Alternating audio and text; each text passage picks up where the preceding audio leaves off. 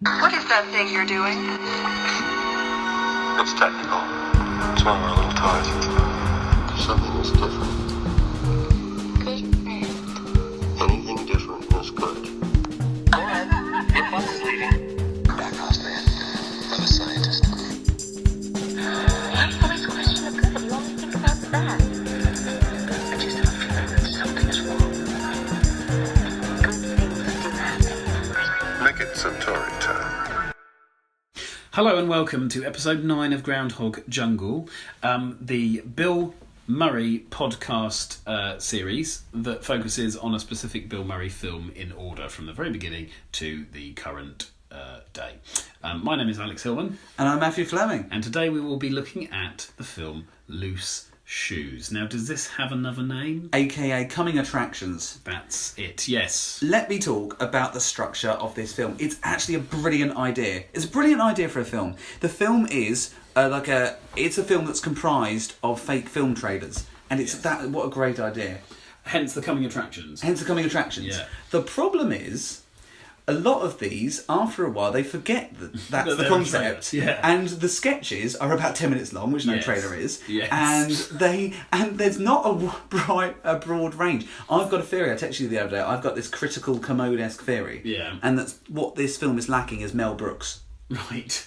So there is a scene at the end, which we'll talk about in a minute, which focuses on race and subverting race, and it's very clever. Yes. Having said that, that's the best bit of the film, and if the film had been more like that, we'd have loved it a lot more. So, hence Mel Brooks, he managed to, with Blazing Saddles, managed to turn an entire film around that concept, and it was consistently funny rather than just patchy like this one. Also, when did this film come out? It was directed, I think it was, I haven't got it in front of me, it was something like it was released in 1980. Yeah, well, that's but the filmed date filmed a couple of years before yeah. to capitalise on Bill Murray's growing stardom and other people who were in it. So, I think, when did Star Wars come out? I think the original first Star Wars film was 1977. Right. So what they should have done is and again, Mel Brooks did with, he saw Star Wars and responded to it with Spaceballs. Spaceballs, yeah. Is they should have spoofed films like that. The type of films they spoof are just, they have too narrow a niche. They don't spoof romances, they don't spoof the big blockbusters, they don't do any Spaceballs. And then Mel Brooks, of course, at some point in that oeuvre, did Young Frankenstein. So he was spoofing all the different types of films there were, and they just needed some Mel Brooks in. Yeah, they didn't get Mel Brooksian enough. No. It's a few sort of fun facts, of which I can remember. My memory on this film is hazy, although I definitely know I enjoyed it more than Matt did. Which is, that's weird. But anyway, so it contains one of the youngest Bill Murrays, I think, that we've seen in any film. Although this is so far down the list, we're up to episode 9 now, Bill Murray's segments in this must have been filmed many years before, because Bill Murray looks incredibly young in this and has a full face of makeup. The makeup, we can't not talk about the makeup. Also, the makeup is hilarious. I'm sure they did that in order to make him look a bit more militaristic, because if I remember rightly, his segment isn't he in prison? He's in a prison. He's in a prison segment. The film is a trailer for a film called Free Chairs for Lefty. Yes. He's in prison, isn't he? He's He's either got a shaved head or short hair. And Bill Murray very rarely has short hair. He's got short hair in this and in stripes as well. Yeah. He looks like Danny LaRue, doesn't he? He looks like Danny LaRue. He's got so much makeup on, but he also looks much, much younger. So I swear they must have filmed this in about 76 or something. It's one of his early films. One of his early ones, but it's only crops up now. So the whole film, as you say, is a series of trailers for films that don't work. But this concept has been done since much better as part of, was it Grindhouse or Death Proof? Yeah, those two, yeah. They came with a series of fake trailers that were directed by really famous directors like Edgar Wright. Eli Roth did one as well, with really famous people in, like Simon Pegg, Nick Frost and all of that. And some of these were turned into films like Machete, and some of these became films like Machete. But this, if you watch those segments, it works a lot better than this whole film does. I gave this film 4. Yeah. I think. You 4.5, I think 4. You just said, didn't you? Yeah. Was it 4? Oh no, you gave it 2, I gave it 4.5. Yeah. So there is a 2.5 point discrepancy in the way that I suppose me and Matt reacted to it. For me, there is enough in it to have some value, i.e. 4.5 out of 10 value. I really, really enjoyed the last scene in this film. Yeah. The title Loose Shoes obviously comes from... You're not obviously, sorry. Obviously does not relate to the premise of the film, which is a series of spoof film trailers. But Loose Shoes, and I think I mentioned this in a previous podcast, comes from a politician at the time whose quote was, "The only thing coloured people want is tight pussy, loose shoes and a warm place to shit." And that is what, and obviously that's racist. But this isn't a quote that was said in the 30s or the 20s or any time to do the Emancipation Proclamation. This is a quote that was said in the late 70s. Yeah, they probably were filming this shortly after, and writing it shortly after. And so, you know, of the time that we're looking at. And this is why it made the title of the film. And I quite like the daringness of that, of calling it that. And I quite like the fact that clearly an ethnically diverse cast have owned the quote and have basically said "fuck you" to the quote and the originator of the quote, and that was probably enough for me to get impassioned about the film and therefore give it 4.5 rather than 2. And the shame is you got impassioned about that film just as it was ending. Just as it was ending. As far as I can remember, that is the last scene. It's the last scene. So basically, the whole last sequence is you've got a huge orchestra decked out. Every single person in the orchestra is black. The singer is black. He's doing a Sammy Davis Jr. style swing number. Which I can hear in my head still, but I'm not going to sing. No, I'm going to sing. And it goes... it's really catchy, like really catchy. So catchy to the point that we watched this film 4 years ago or something, and I'm still in my head going, tight pussy, loose shoes, and a warm place to shit. Tight pussy, loose shoes, and a warm place to shit. And it looks like it was filmed in the 30s. It starts with all these people kind of clapping and kind of getting into it, and it's like there's like a real party atmosphere. You've got to go and look at it on YouTube because it's brilliant. And on its own, it is a fantastic spoof and a fantastic sketch. But it is obviously is not a trailer, and is a sketch. And this film is a series of sketches. Don't think of it as a series of trailers. But in my opinion, obviously not in Matt's, but in my opinion, it's slightly more successful than the two films that I think are most similar to it, which is Mr. Mike's Mondo Video. Yeah. And hang on, no, I'm contradicting myself here. It's not as good as the Ruttles. But it is better than Mr. Mike's Mondo Video. Yeah. The Ruttles was more polished. I mean, I think I gave Mr. Mike's Mondo Video higher. I think I gave it similar to 4.5. I think positions were a bit reversed. Possibly. Because I liked the daringness of some of the sketches, and I liked that whole mouse thing, and I liked the silliness. With this, I liked two things. I loved that last scene. You're right. Yes. If that was the film in itself, if it was a short film, maybe... Yeah. It'd be hilarious. 10 out of 10. Because it's brilliant. It's brilliant. So well done, and it looks like a film from the 30s. There's also another scene I can remember where two people are arguing. One of them calls the other one a shit kicker. Yes. And then the other one says, well, what does that mean? Somebody kicks shit? Somebody's a shit kicker? Where does that come from? And they debate the etymology of it for about 5 minutes. Rather than just have an argument. They get that. I remember that, and that I really enjoyed. But and for me, of all those types of films, this is the only film that's got sketches in it that made me genuinely laugh out loud. Right, yeah. Even the Ruttles didn't make me laugh out loud. I think I appreciated its humour. Yeah. But this one had a couple of sketches in it that made me laugh out loud. And so a couple of 10 out of 10 sketches like that. Unfortunately, the rest is shit. Yeah, it's a humour thing, isn't it? I love sort of surreal humour, and I know you do too, to an extent. Yes. But I think maybe sometimes you prefer it to be a bit more grounded, which is why Mr. Mike's Mondo Video, with some frankly sort of Python-esque ideas, wasn't as to your taste. And this was, because it was grounded in a concept, and I think you could get on board with that more. Yes, I agree with that, yeah. I loved... No, did I love? What was I going to say? No, I didn't like. I was going to say something I didn't like. What did I like about it? Oh, well, lots, but it's... It's quite scary having to just talk, isn't it, sometimes? Yeah. Because sometimes you want to take a break and you can't. No. You just... What did you call me? It's isn't very... it, though? Yeah.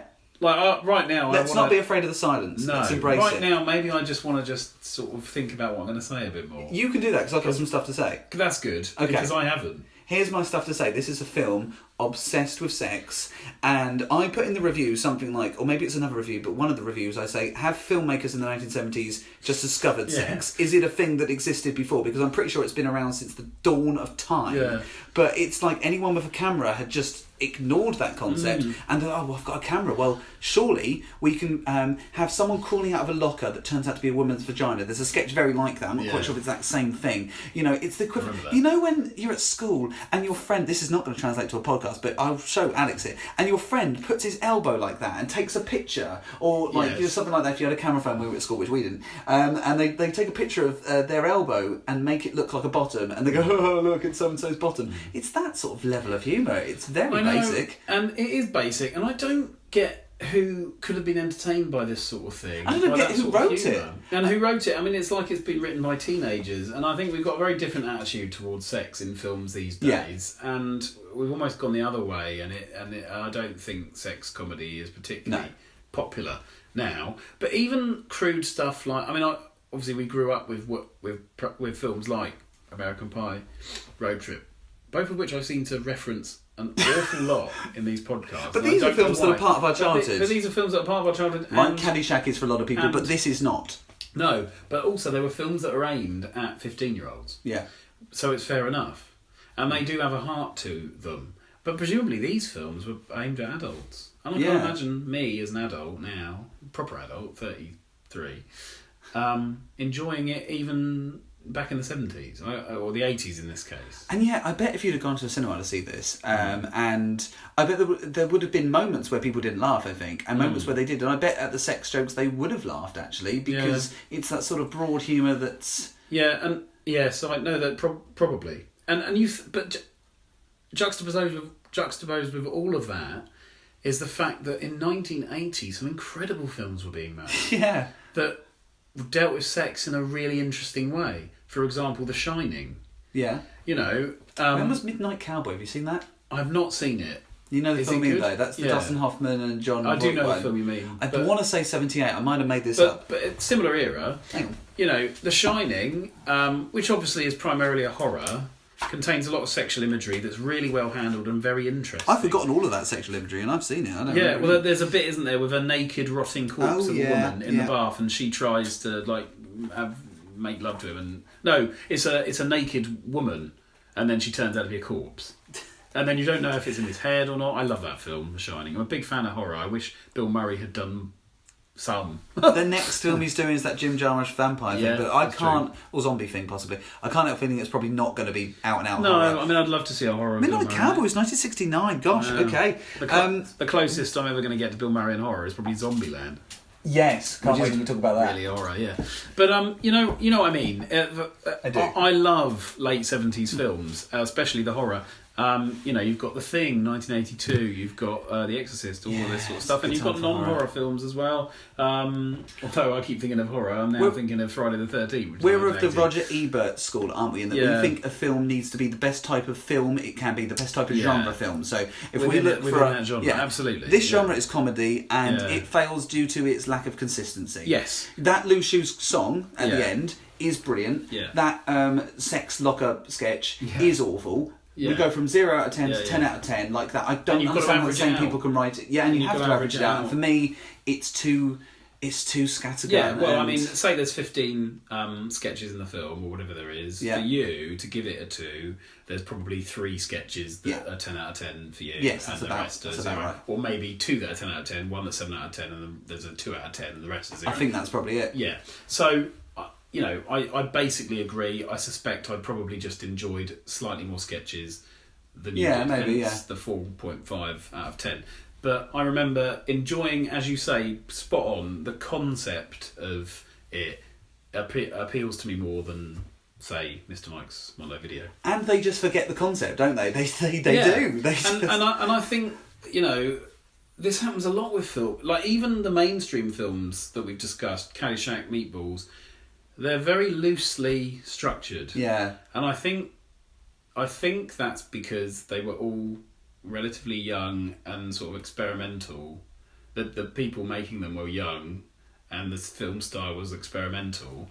But I think that doesn't, over time, really play to their strengths. I don't think it works. I mean, but then having said that, we're about to come across a lot of films that are much more well structured and much more thought out, e.g. Razor's Edge, that are far worse in in entertainment value. Yes, and I I would would rather rather sit and watch Loose Shoes. Sorry, I know than The yeah. Razor's Edge, because for a start, it's half the length, Yeah, yeah. and I laugh more with And Loose Shoes. I'm with you 100%. I would rather watch a terrible comedy than a terrible drama.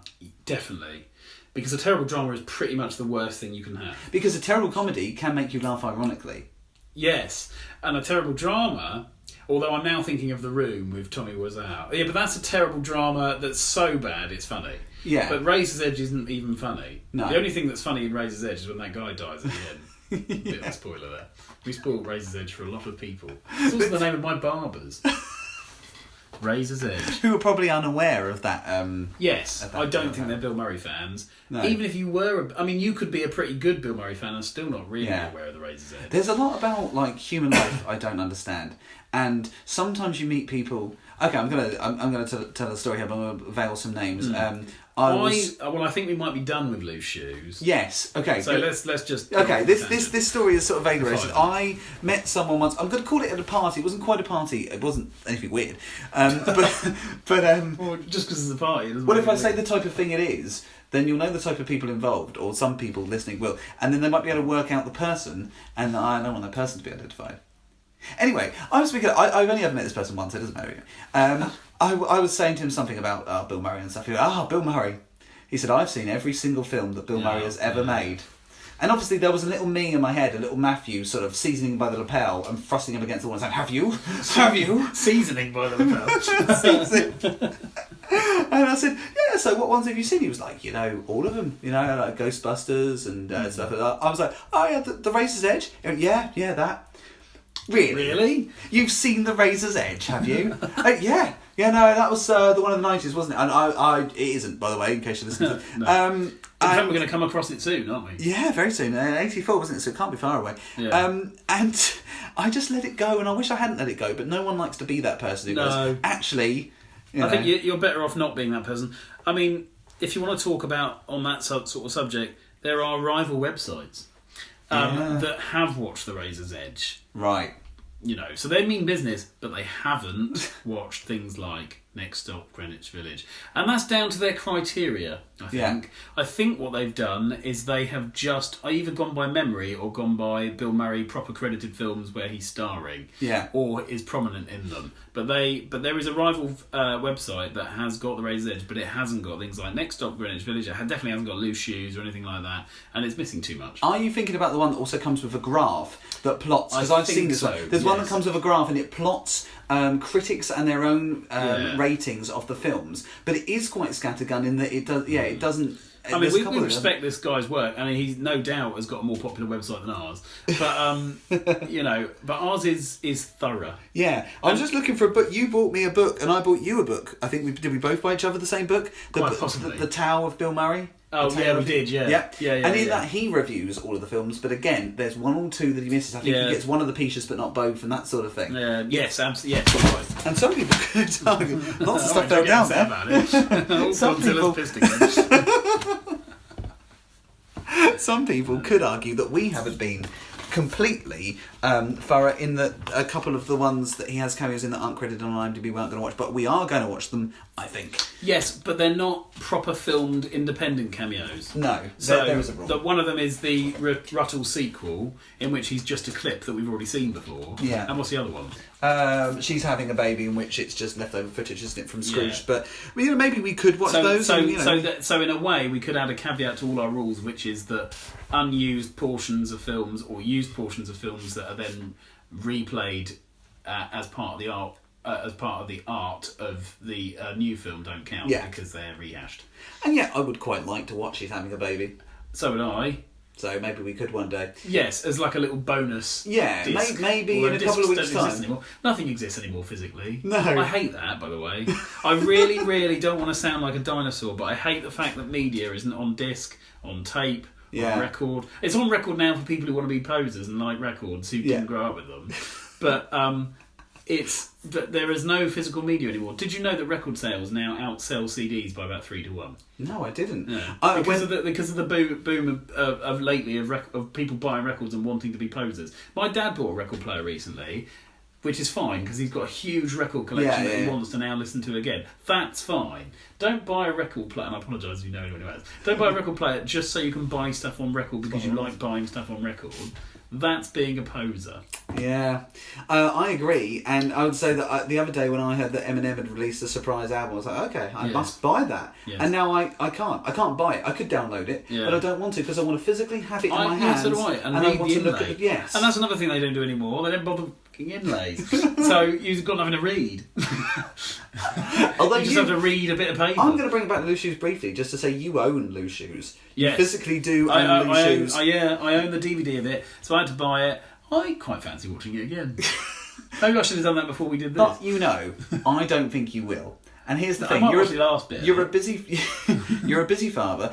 I remember writing things in reviews like, "I can't wait to watch this again," Yeah. and I haven't watched a single one of them again. No. They exist in my mind in wonderful little time capsules. Yeah. Which I suppose is what people and do many with of them downloads.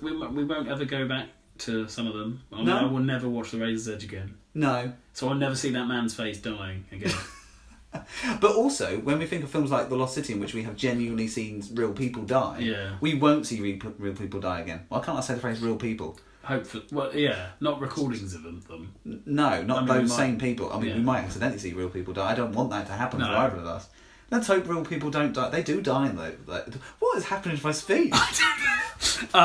I now need to go and see my fiance and son. Yeah. So I have to regrettably say cheerio on this wonderful podcast. It's been wonderful. I'm going to go and see my wife and son in the other room. Yeah. It's been lovely talking about Loose Shoes. I can't Nice. remember what the next one is. Can you? I think it's Stripes. That's good. We've got a lot to say about Stripes. Yeah. So I'm going to hopefully release these 2 this weekend. You'll have 4, you juicy listeners. 4, which is an hour and 20 minutes of delightful banter. I'll have a nice bath and listen to them all. Yeah, that's a good idea. Bye then. Bye.